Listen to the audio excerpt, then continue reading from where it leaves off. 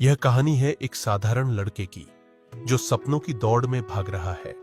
एक छोटे से गांव से ताल्लुक रखने वाला यह नौजवान गाड़ियों की आवाज में अपने भविष्य के सपनों को देखता है।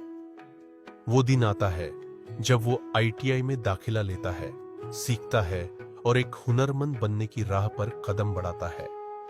एक दिन रेलवे द्वारा अप्रेंटिस के पद के लिए विज्ञापन जारी किया जाता है। वो उस पद के लिए आवेदन करता है और उसका चयन हो जाता है। यह परिवार के लिए खुशी का पल है। वो चेन्नई में अप्रेंटिसशिप के लिए जाता है।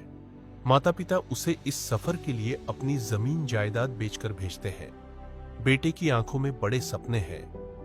1 साल की मेहनत के बाद वो घर लौटता है। उसे यकीन है कि जल्द ही उसे रेलवे में नौकरी मिल जाएगी और वो अपने परिवार की जिम्मेदारी निभा सकेगा।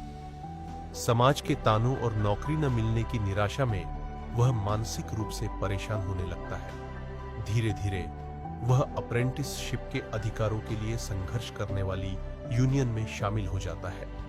एक महत्वपूर्ण बैठक में 70 वर्षीय अनुभवी रेलवे यूनियन नेता अपनी पारंपरिक कुर्ता पायजामा में भारतीय रेलवे मंत्री के सामने खड़े हैं। माहौल में उम्मीद और सकारात्मकता है क्योंकि वे उन हजारों रेल अप्रेंटिस की नियति पर चर्चा कर रहे हैं जो स्थायी नियुक्ति का इंतजार कर रहे हैं। संवेदनशीलता के साथ यूनियन नेता इन अप्रेंटिसों के संघर्ष और सपनों को व्यक्त करते हैं, जिन्होंने देश की रेल सेवाओं के लिए कड़ी मेहनत और समर्पण से अपना प्रशिक्षण पूरा किया है। रेलवे मंत्री ध्यानपूर्वक सुनते हैं, अप्रेंटिसों के योगदान और उनके उचित नियुक्ति की आवश्यकता को समझते हैं।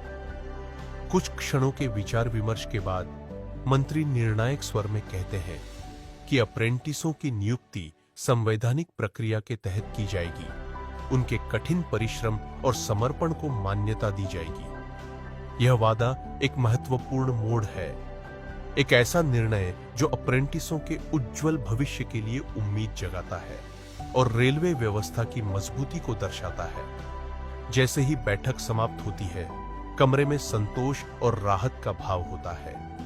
यूनियन नेता के चेहरे पर कृतज्ञता और आशा की झलक होती है।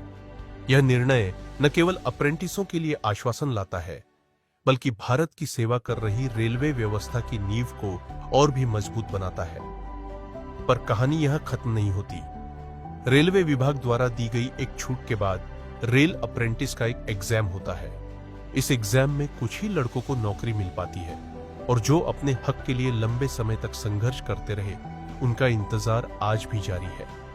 उनके दिल में बस एक ही आशा है कि भारत सरकार उनकी मांग को समझेगी और उन्हें रेल में नौकरी देगी। यह उनका सपना है, यह उनका हक है, ताकि उनके परिवार भी खुश रहे और उनका भी एक बेहतर भविष्य हो सके। यह कहानी अभी अधूरी है, पर उम्मीद है कि एक दिन यह इंतजार भी खत्म होगा और उनकी मेहनत रंग लाएगी।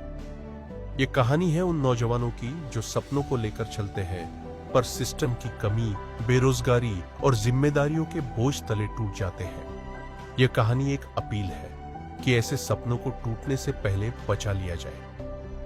अगर इस फिल्म से किसी को ठेस पहुंची हो तो हम माफी चाहते हैं।